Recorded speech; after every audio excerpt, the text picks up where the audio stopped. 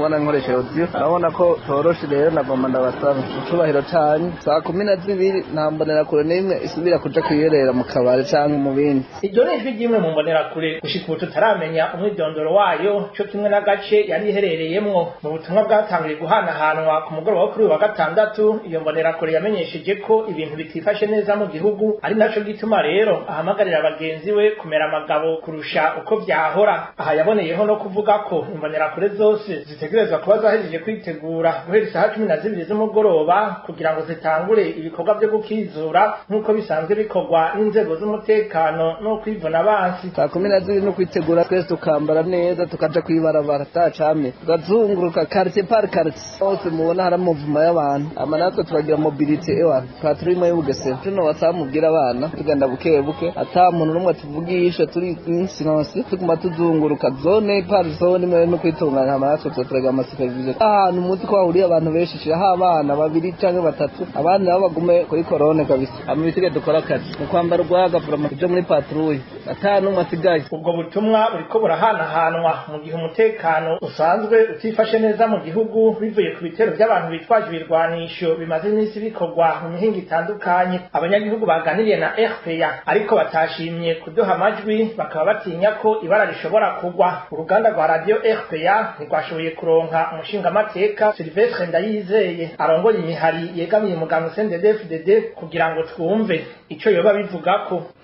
Emmanuel Niyunge ko arakenuye mwako kamo rero katewe imbonerakure ngo zitangure zongere zinakomeze igikorwa cyo gukizura ngo giciye kubiri n'amategeko bivugwa n'uwahoze ari cegera c'umukuru w'igihugu Frederic Bamvunyumvira akaba amenyesha ko abasirikare hamwe n'abapolisi ari bo bonyene bajejwe gucungera umutekano w'igihugu n'uw'abanyagihugu. Dukurikire Frederic Bamvunyumvira. Kino kibazo kijanye n'ibi biriko biravugwa mu audio twumva bijanye n'ingene imbonerakure ziriko zirasubira kwikazanura kugira zize kugira amarondo bitagukizura no kuvuga iberayo navyo nta ubimenya kubera ko zibikorana ububasha budasanzwe kandi butava ku itegeko na rimwe.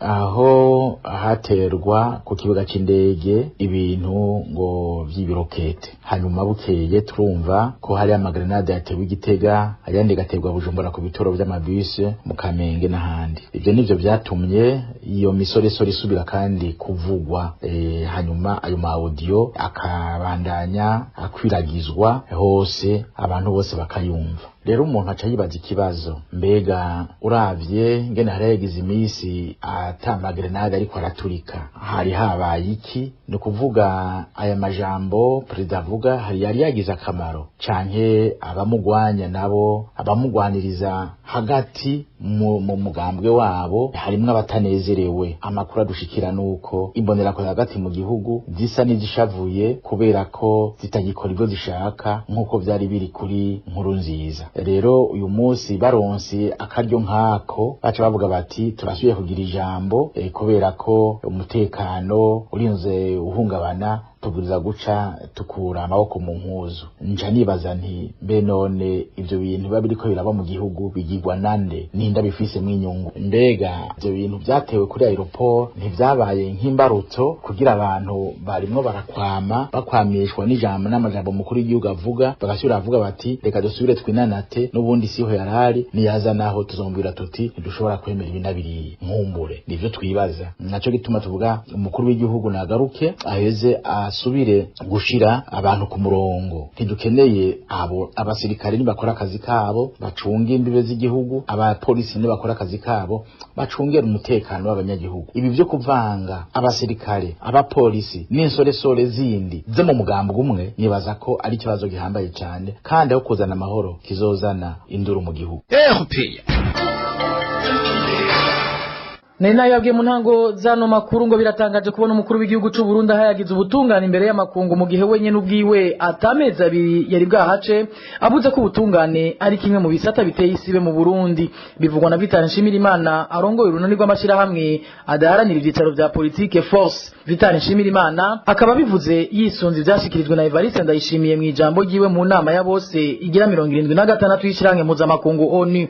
Ariko Vital Nshimirimana akibutsa umukuru w'igihugu ko ko ONU izi neza ukuri kubibera mu Burundi. Tumukurikira. Birazwi ku isi yose yuko kuva Evariste Ndayishimiye ashikira ubutegetsi mu mwaka uheze yamarangwa no kuvuga amajambo arimwo ibihushane, aho usanga umwe munsi avuze bimwe ubundi munsi akavuga ibihushane byavyo. Hanyuma rero biratangaje kumva agenda guhayagiza leta yiwe, yihayagiza yuko hari ivyo leta y'u Burundi yashitseko cyane cyane mu vyerekeye ubutungane. Ivyo akaba bivuze mu gihe ata minsi yari yiheze ahagurutse n'ishavu ritari rike harira imbere y'abanyagihugu, imbere y'abacamanza, avuga yuko abacamanza aribo bariye abarundi, yuko ubucamanza bwo mu Burundi buri muri bimwe nyamukuru mbere bituma amahoro n'umutekano,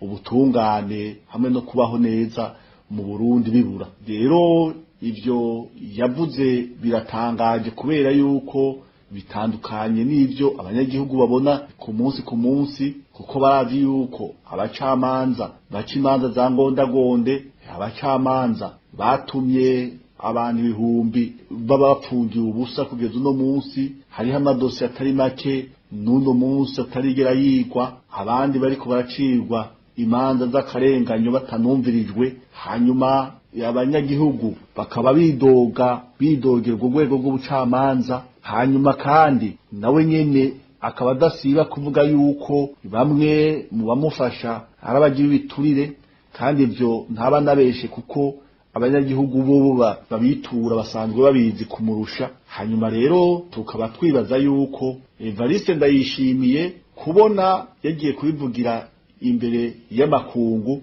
nta kintu na kimwe bihindura, ntibihindura ingene abanyagihugu babibona, ntibihindura ingene abafasha canke abakorana n'igihugu cy'u Burundi babona ukuri. Hanyuma kandi twibaza yuko ivyo yagiye kuvuga ahayagiza leta yiwe, yihayagiza yibagiye yuko umugwi w'amatohoza mpuzamakungu wa ONU ata minsi iheze ushikirije icegeranyo cerekana ibitandukanye y'ivyo yavuze, na cane cane mu gihe ico cegeranyo cerekanye yuko agateka kazina muntu, ubutungane kuri bose, umutekano hamwe n'ivyerekeye ibiturire yuko biguma vyunyuka hako habiterambere. Tukivuganye n'ibijanye n'ubutungane buhoyahoya, inama nkuru ya bose y'ishiramwe ry'abatwa UCEDD isabire kugwa ry'uwarishinze n'igaruzwa ry'amatungo abarongoye ibiro cigwa bikorwa banyuruje. Mu Rwandiko bashikirije umushikiranganje w'ubutungane kuri uyu wa gatatu, imiryango 268 y'abatwa igize iyo nama yamenyesheje ko abagize ivyo biro banasuzuguye inzego z'igihugu mu guca kubiri n'ivyo umushikiranganje w'intwaro yo hagati mu gihugu yari yabategetse. Ni inkuru tubaza Onesime Dushimagize. Iyo miryango 238 y'abatwa igize inama nkuru ya bose y'ishirahamwe UCEDD ituruka mu ntara zitanu arizo Gitega, Rutana, Kayanza, Bururi na Makamba. Mwiketa abanywanyi b'iryo shirahamwe bashikirije kuri uyu wa gatatu umushikiranganje w'ubutungane bamusaba ko yakora ibishoboka byose kugira ngo Innocent Mahikizi yashinze iryo shirahamwe arekugwe mu maguru masha. Ibiri muri urwo rwandiko rwatewe ku mukono naho banywanyi b'ishirahamwe UCEDD byaramenyesheje umukuru w'igihugu, umushikiranganje wa mbere, umushikiranganje w'intwaro yo hagati mu gihugu, umushikizamanza mukuru wa Republika, umushikizamanza wa Republika mu ntara ya Gitega, buramatari w'iyo ntara hamwe n'umuguriro w'atakazina muntu CNDH. Ubwo rwandiko rwashigikiwe kandi n'ayandi mashirahamwe 10 y'abatwa asanzwe akorera mu Burundi. Mu vyabo banywanyi bamenyesheje ngo nuko abarongoye ibiro shingwa bikorwa by'ishirahamwe UCEDD aribo Pascaline Ndatimana arongoye imbere y'amategeko, umushinga amateka wa Afrika y'ubuseruko Alfred Ahingejeje, abakenguza amateka Sukona Vincent na Bigirimana Gorette bategeze baha agaciro ivyo umushikiranganje w'intwaro hagati mu gihugu n'umutekano yari yategetse mu ikete ryo kuwa 21 mu Kakaro umwaka wa 2021. Ivyo ngo bakaba babikoze basigura ko iryo kete ry'umushikiranganje ari rya magendo. Abo banywanyi ba UCEDD bavuga ko habuka inama ya bose kugira ngo amatata ari muri ryo shirahamwe atorerwe umuti. Abo bategetsi bahisemo nyabuna kwirukana no gusubiriza bidaciye mu mategeko Innocent Mahikizi n'uwitonda Musavyimana Alain Fabrice avuka n'umushinga amateka Alfred Ahingejeje mu nyuma ngo bafungisha Innocent Mahwikizi hakozwe irementanya. Kuri ivyo rero iyo miryango 238 y'abatwa isaba ko abo bategetsi bakoresha igikenye mu ntumbero yo gusambura ishirahamwe ryabo no kunyuruza amatungo yaryo ko bokurikirana n'ubutungane abafise ubudahangarwa bakabukurwako. Basaba kandi ubutungane kubagaruriza amatungo y'iryo shirahamwe. Mu gusozera abo banywanyi ba ICDD basaba umushikiranganji w'ubutungane kwa Kanduwayezu Joseph Desire asanzwe afise mu minwe dosiye ya Innocent Mahwikizi wayiha uwundi. Basigura ko iyo dosiye kijamwo igipfungu cinshi bagakeka ko uwo mucamanza acuditse n'abo bategetsi b'abatwa bashaka ko basabura ishirahamwe ryabo.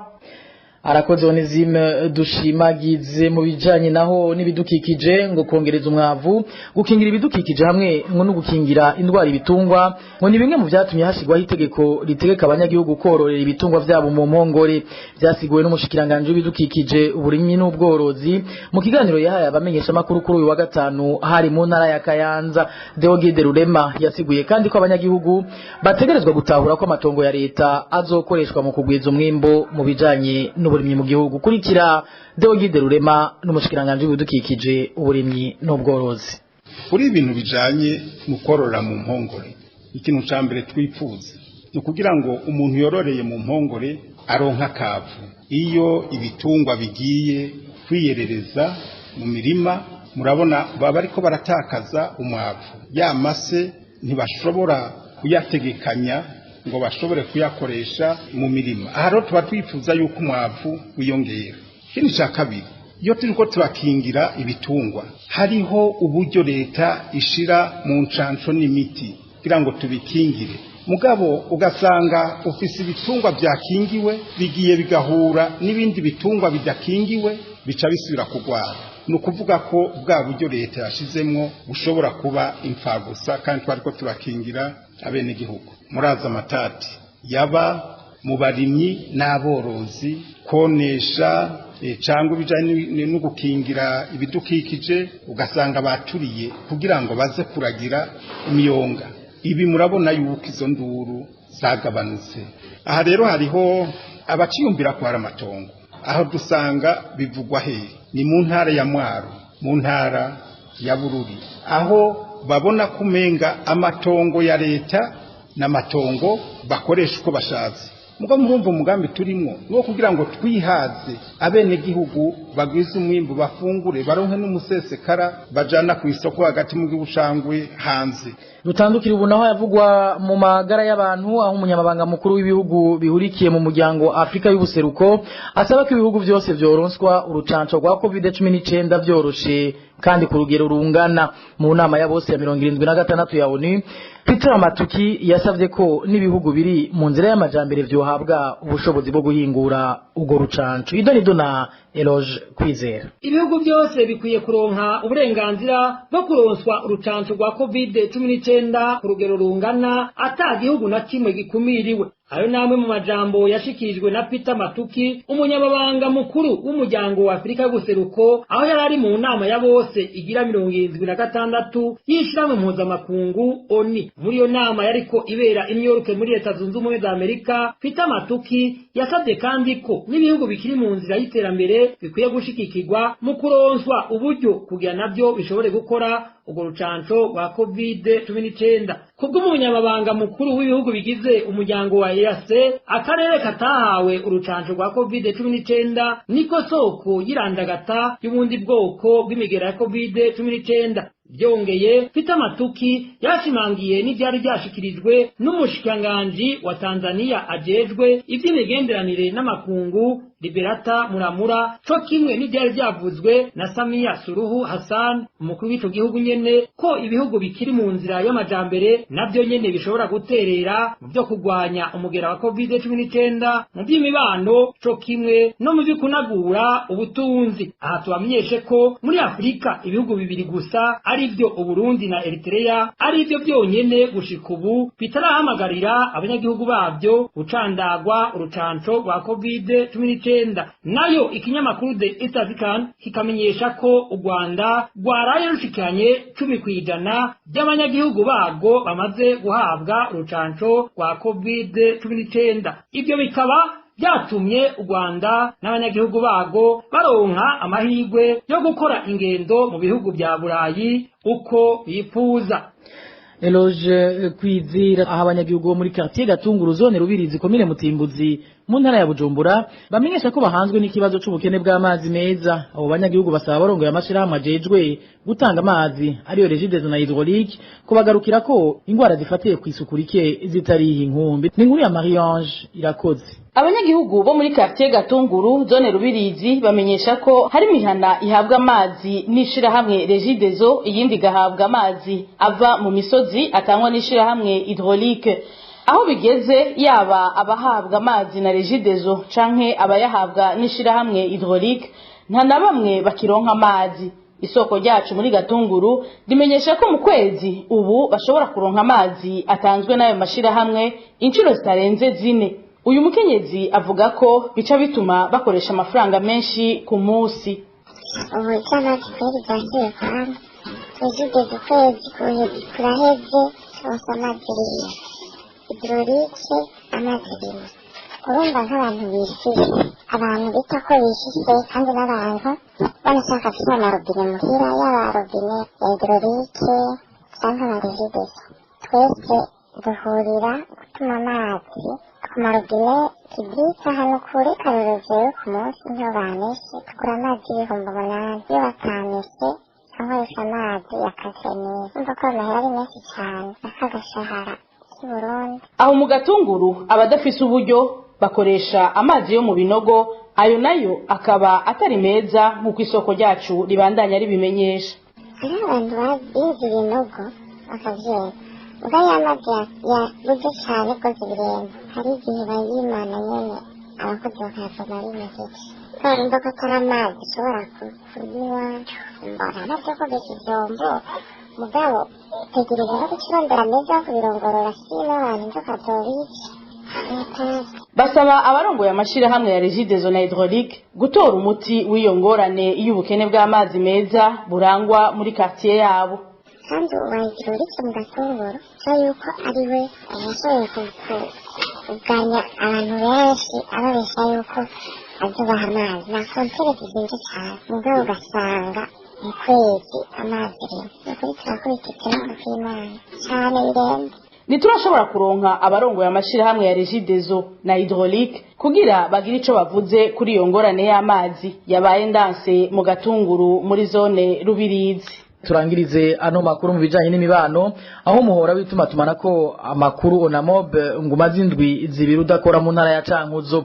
Abanyagihugu basanzwe bawukoresha bavuga ko bahomba cane iyo baguze amayinite yo gukoresha ku mbuga ngurukana bumenyi bita internet. Ni nkuru ya Eros Divin Remesha. Abo bakoresha umuhora Onamob wo mu ntara ya Cankuzo bavuga ko bamaze ikiringo c'indwi zibiri uyo muhora udakora. Eka ngo n'uguze ikarata yo guhamagara abahomvye amafaranga yiwe. Muri kino gihe n'abadandaza amakarata y'ishiramwe Onamob babaye barahagarika kuyacuruza. Twese afite ikibazo tuzi ko Onamob yugaye haraheze indibiri atareze turonse ukuvuga ushije amayinite aguyeyo cyangwa akoresha ushije mu mega azomara ukwezi kose biguye haheze indibiri aho azobona ayo rezo ntawe uzi ko azomushumbusha imiti yose kagize ayikoresha hari mu bitaro vyiwe abandaza amakarata y'amayinite babitse ntawe ugure kuko nta rezo zihari. Abo bakoresha umuhora Onamob basaba ko boronka umuco kubijanye n'uwo muhora utari kurakora. Dusaba Onamob ikora ibishoboka byose ziriye turonkerezo turi kuvugana n'abantu natwe dukoreshe internet nk'abandi cyane naho batumenyeshe yuko abanywanyi b'umucanye umuhora wa Onamob cyakore twese tubimenya tumenye ko turondeye imihora yindi